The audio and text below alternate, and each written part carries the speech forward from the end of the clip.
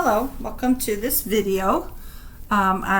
These are slides that I originally prepared for my Introduction to Computing course in Python, but it is the same information I want to share with you. So you're going to get slides today.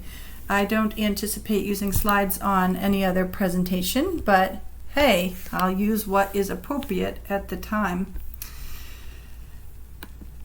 So IEEE stands for Institute of Electrical and Electronics Engineers. It is a group that sets industry standards, and notice that computers are actually electronics equipment. Some people don't want to think of that, but that is the truth. You plug it in, it has a battery, and so it's electronic equipment. So what's hardware got to do with it? Everything. In Python, we often get to use software to circumvent the hardware. Integers. What's an integer? Duh, you know what it is. But what I mean is, what is it in terms of Python? Okay, so before I talk about Python, I'm going to talk about Octave because it's a little more standard. And then I'll show you how that connects to how Python deals with integers. So in most computing languages, you have a max integer, and that is set by IEEE. Okay, so if you go over this value, you will trigger an error or possibly stay at that max value. Here's an Octave, or if you want MATLAB example. By the way, don't forget MATLAB's free for you as a student. If you need more explanation about that, ask me. If you say in Python k equals int max, it should, I'm sorry, this is not, yeah, this is an Octave example. K equals int max, it'll give you this particular value, 2147483647. And what if you say k plus 1, it's the same.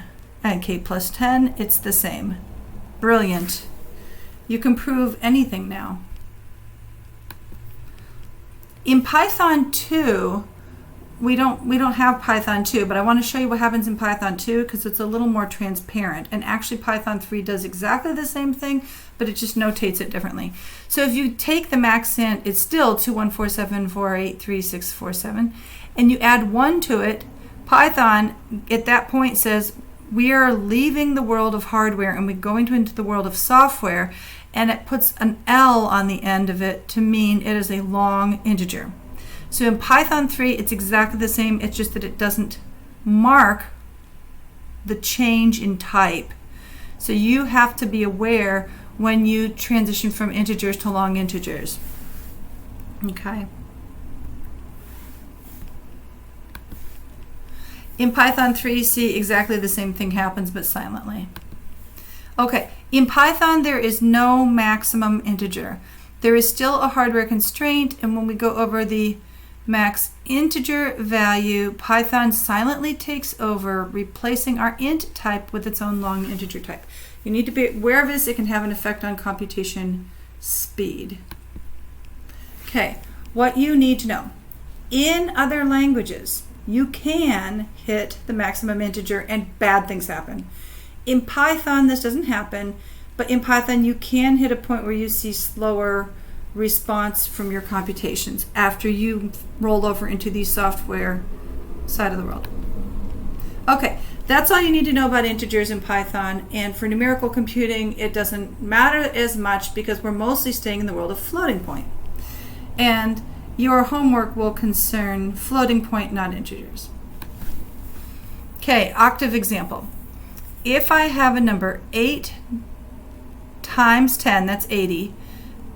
So the 10 though is to the power of 200. So it's 8 times 10 to the 200. So you have this incredibly large number. Let's go even higher, 1.75 times 10 to the 308. You have an incredibly high number. Let's push that up a teeny bit more, 1.8 times 10 to the 308.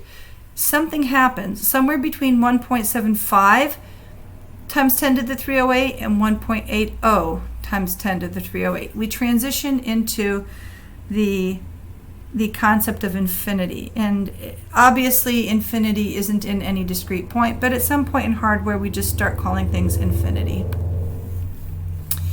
So in Python, just like what we had in Octave, we hit that at exactly the same place. It's the same in Python 2, it's the same in Python 3. Overflow is when you're using floating point arithmetic. Overflow is a common error, which means you hit infinity. It's pretty easy to detect. You're going along, things get very, very big, and bang, you get infinity. And it doesn't surprise anybody because you're going towards infinity. You should expect something weird to happen. In calculus, you would notate underflow this way. Underflow is a lot more subtle and it's sort of harder to pick up on, and it's much easier to get tripped up by it. So you think about this. Limit as x goes to 0 is going to give you underflow. Underflow is what happens when your calculations get smaller and smaller and you slowly lose accuracy. You do not suddenly have a catastrophic event like you would in overflow or with max int issues. Part of the problem is 0 is both a number and a limit. So every number is also a limit, but we commonly limit to 0 and we commonly use 0 also in our calculations. So the problem is when you're limiting to 0 and you never really get there, but you think you got there, that's kind of the problem. First, let's talk about a simplified model. I'm going to use a 6-bit floating point system. So I'm literally going to think of this in terms of I have a bit here and another bit here and another bit here, a total of 6 bits, and each bit is a 0 or a 1. Okay, so this is what you should be thinking. Okay, so what I'm going to do is the first bit is a sign, so this is a sign, and then you have 2 bits in a number, and this whole part here is going to go into the mantissa, and then the sign of the exponent is going to go here, and then 2-bit number, and this whole thing is going to be part of the exponent. So that's where your 6 bits are going to be used. Okay, very, very simplistic model, but it's going to show us some of the crucial aspects of what's going on. Okay, in our simplified model, if the exponent is 0, what can we express? So 2 to the 0 is 1. So in other words, what can we do if we only have the 3 bits in the mantissa? So the first bit, this seems I don't know, maybe you think it's natural, maybe you don't, but if the first bit is a 1, it's negative. If the first bit is 0, it's positive, okay? And so then you use the next 2 bits the way you would typically have a binary number. So 0, 0 is 0, right? 0, 1 is 1, 1, 0 is 2, and 1, 1 is 3, okay? So those are the 4 possibilities that you can make a binary number with 2 digits. And so here's a weird thing. We're going to end up with both a plus and a minus 0. Okay, so you have 2 copies of the number 0.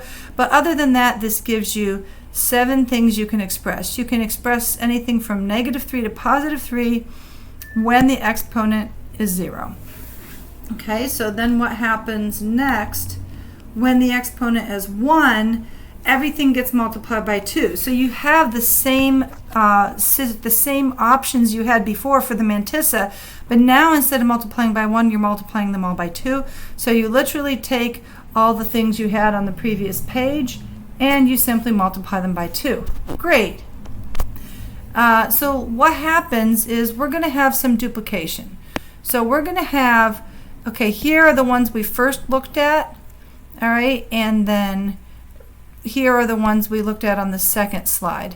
So what's going to happen is you're going to have some duplication, as in, so this number can be expressed using an exponent of 1 or 2. This number is going to be duplicated. This number is going to be duplicated. I guess that's it for duplication between those 2 columns, but there's other duplication all over this table. Like lots of, let your eye wander and you can see there's duplication here and here. There's 2 ways of expressing the same value. What about here and here? There's 2 ways of expressing the same value. That's crazy. What about this whole row? There's all these ways of expressing 0, not to mention the negative zeros that come when you flip the sign of the mantissa. Okay, so we have 31 different values because of the duplication.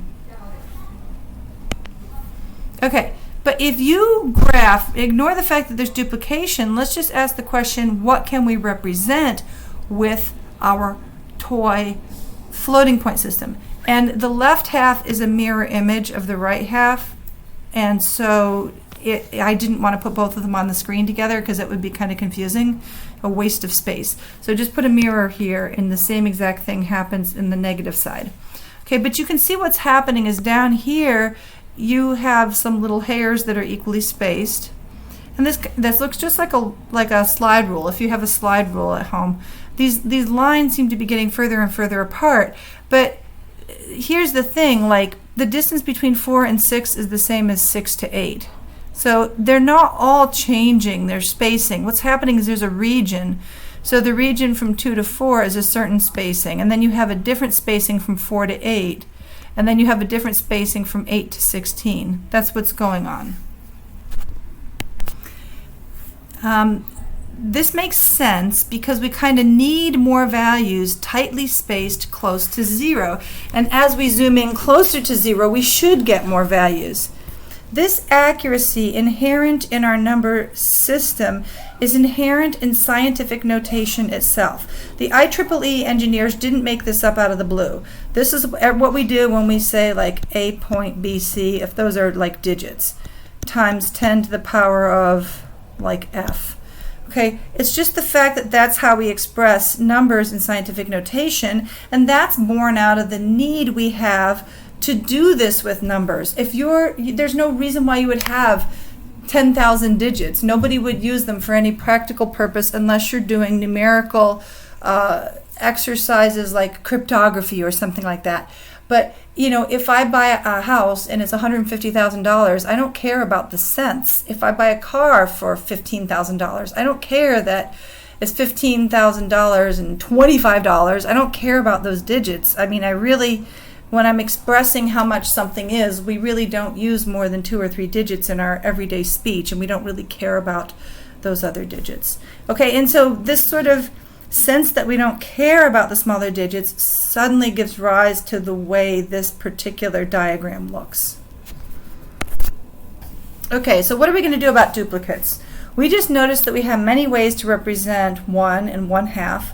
So we can use the convention that we will choose the representation which gives us a mantissa of at least 1, but not at or above 2. So for example, if we can get 2 by multiplying 1 times 2 or by multiplying 1/2 times 4. And since we have more than one choice for getting the number 2, we're going to use the expression that has essentially the nicest exponent. You know, so this is 2 to the power of 1. So since we can use that, we're going to go ahead and use that, just so that it's sort of unique. And it's just like in scientific notation. In scientific notation, you wouldn't write 627 times 100. You would move that decimal point over, and here's 3 different ways of expressing the same thing, but this is the one we would use. Okay, we wouldn't use 627 times 10 to the squared. So just like in scientific notation, again, the engineers did not create this out of their hats. It's been around a really long time, since before we had the computers to contend with. Okay, but what happens at 0? I literally took this graphic and zoomed in to sort of draw this point home. These hairs are equally spaced, but there's no additional hairs as you go in. So at some point, you get the maximum accuracy that the system will give you, and you can't zoom in any further. You can zoom in, but you can't get more accuracy by zooming in.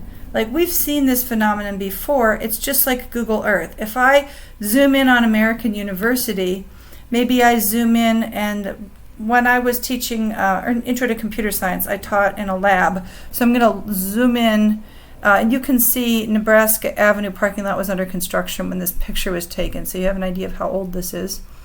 I'm going to zoom into the Anderson Labs, and you can see the LA Quad there. I'm going to zoom in, and I'm going to sort of walk in here and have class. Okay, I'm going to keep trying to zoom in, but once I get to this certain zoom level, it doesn't help me to zoom in further, because if I look at this picture, it's exactly the same pixels as when I zoom in, and at some point it just gets grainy, and I can make the picture bigger, but it doesn't give me any more accuracy. And that's exactly the same thing that's happening when we deal with something called gradual underflow.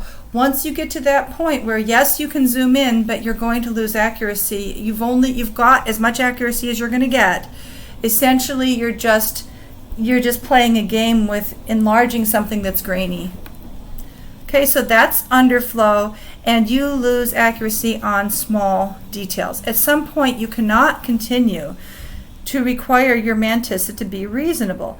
And so what ends up happening is, rather than requiring this bit here to be non-zero, what we do is we allow, so we have the mantissa times 10 to some power, we allow the mantissa to start having zeros in it because we have it, for example, like let's say -301 or something like that. Whatever the maximum or the minimum exponent is, you've already zoomed in as far as you can go.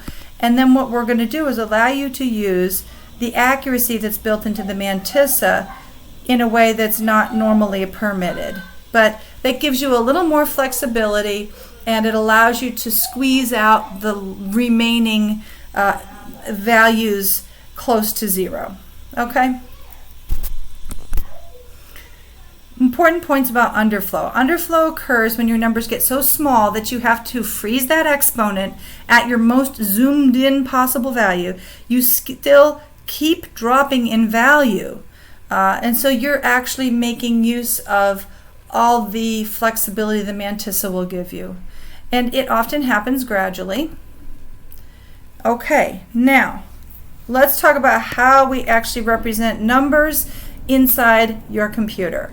There's also IEEE floating point single 32-bit. I don't care about that. I'm not going to give you any exercises in that. But there are other representations. They all are essentially the same under the hood. So I'm going to only focus on this one. Okay, we get 16 hexadecimal digits to work with. And for example, each of these little blue lines is indicating, like if you have a blue line there, it indicates you have 4 bits to work with. Okay, so I want you to just imagine each of those blue lines means 4 bits.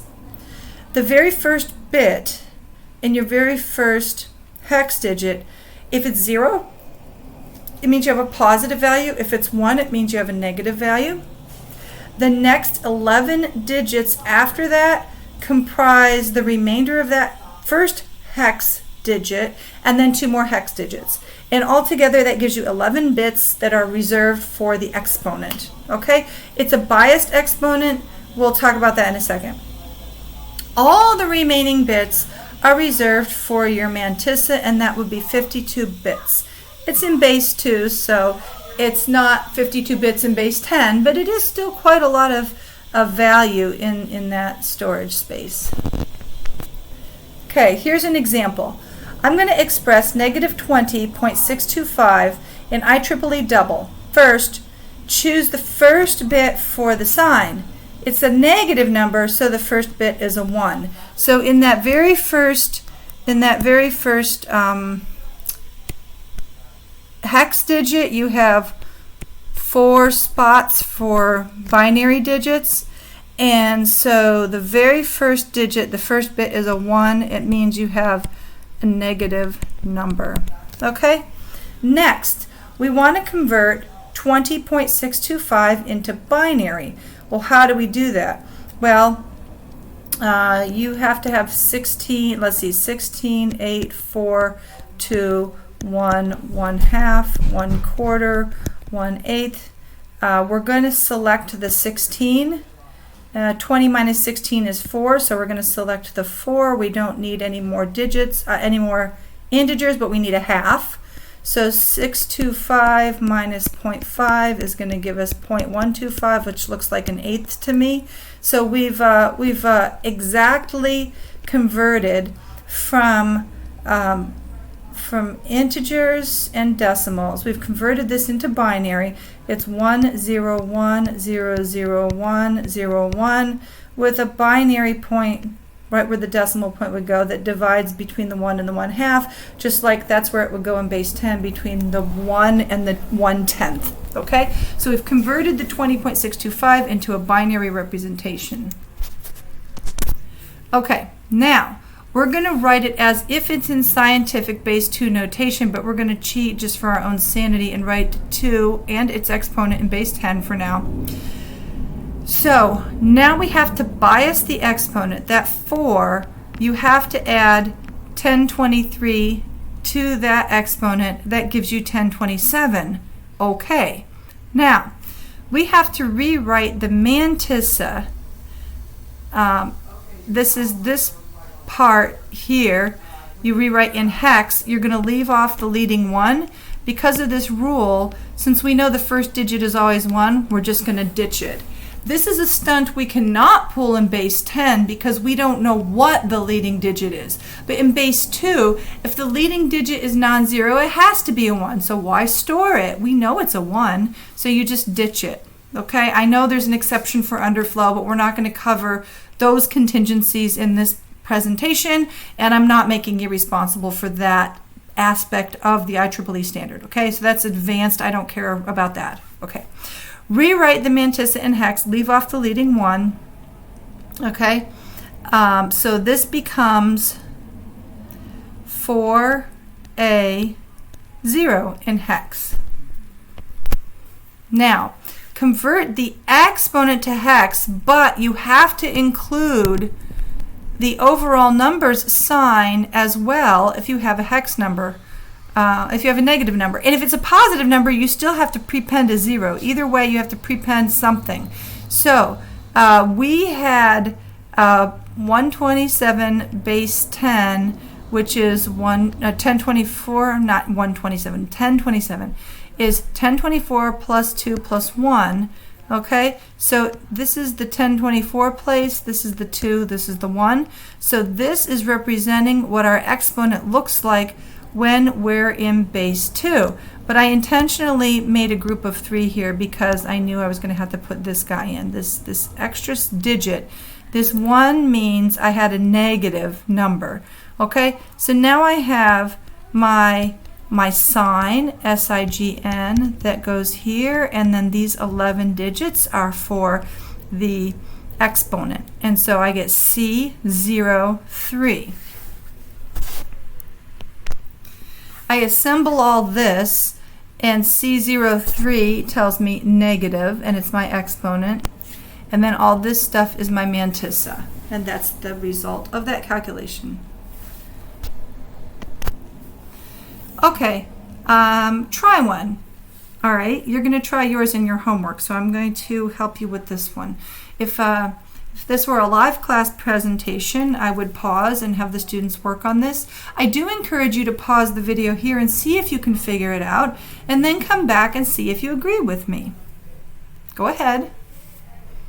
Okay, hopefully you tried that, and if you want to speed up the presentation, you can put it on ×2 playback, and then you can get to the answer faster. Is this a positive or negative number? It's a positive, so you start with a 0. Convert 27 and 00625 to binary. So 27 is going to be 16 plus something, because I don't need the 32. I do need an 8, so I've got 24, and I need 3 more. So I must need a 2 and a 1. So that's going to be 27. So it's going to be, let's see, 16, 8, 4, 2, 1. That's going to be my 27.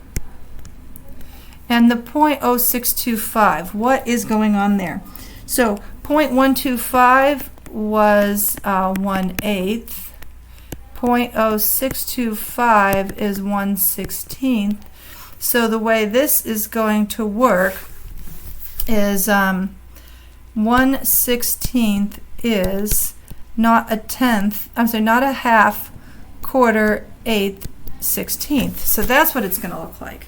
Okay, now I want to move the decimal, but it's not a decimal point, it's a binary point. I want to move it over so I get I got to put the whole thing together. So I have 11011.0001.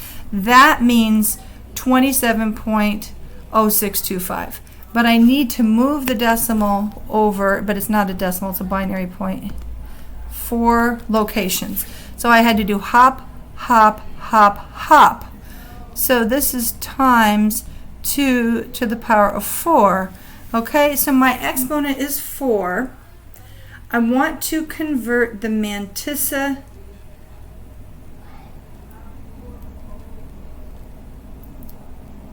to binary. I do. I'm a little bit confused by myself. I'll probably figure this out what I meant by that in a second. Bias the exponent by adding 1023. 1023 plus 4 equals 1027, but I'm going to need to convert that. This becomes 1024 plus 2 plus 1. Okay, so I'm going to have to do that.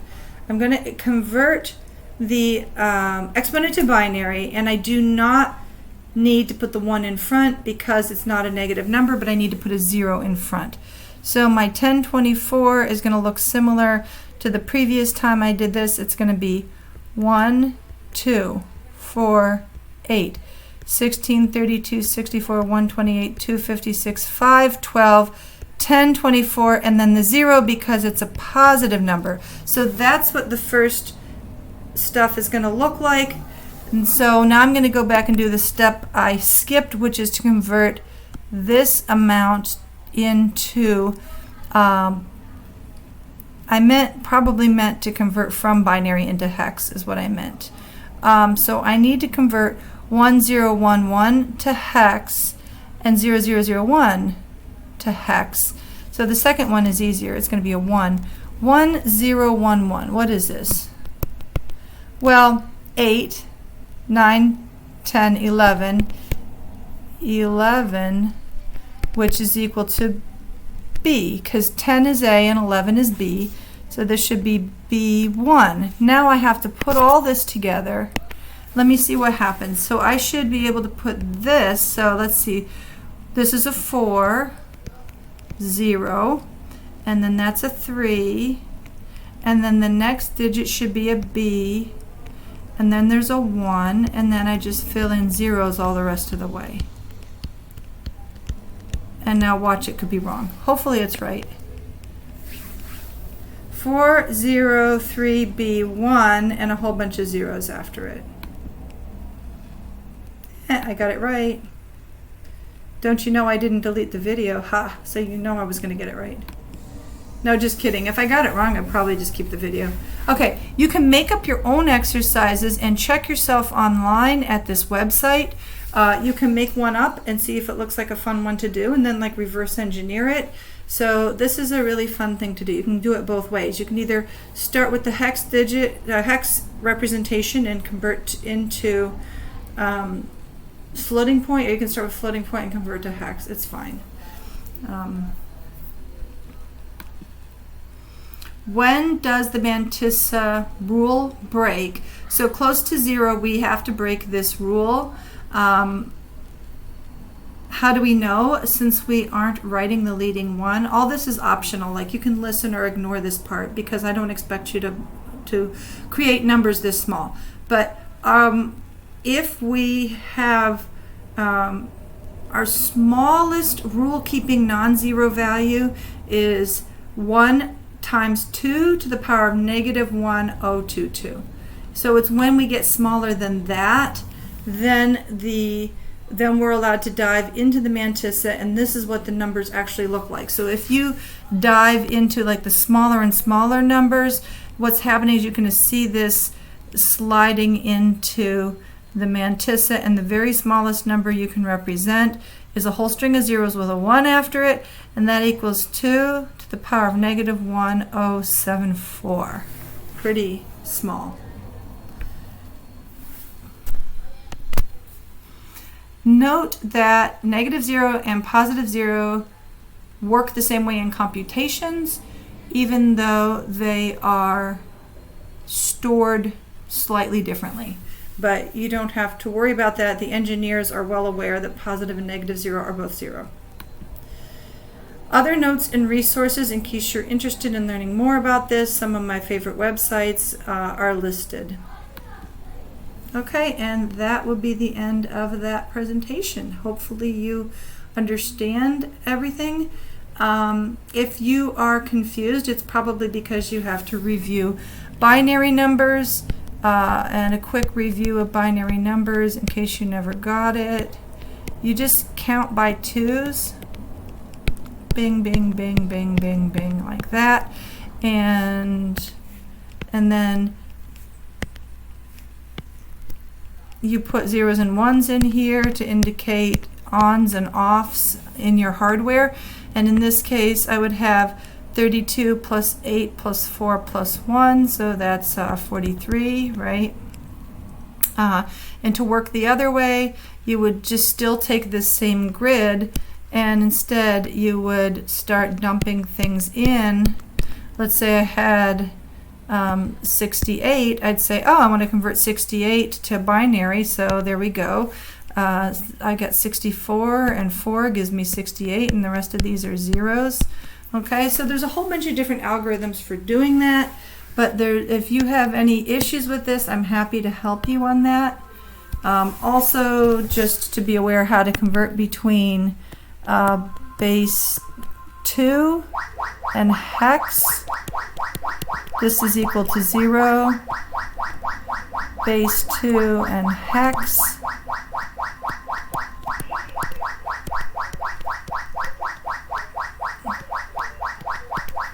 Okay, and then you can just keep counting up in binary, and hex just keeps going up also.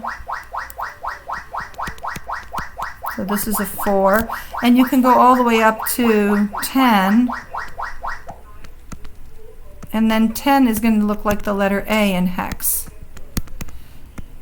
11 is going to look like that, and it's B in hex. Then you have C, D, E, F. Okay, hopefully that's enough to jog your memory. If this is something that you don't know, I'm happy to do a whole lecture on it.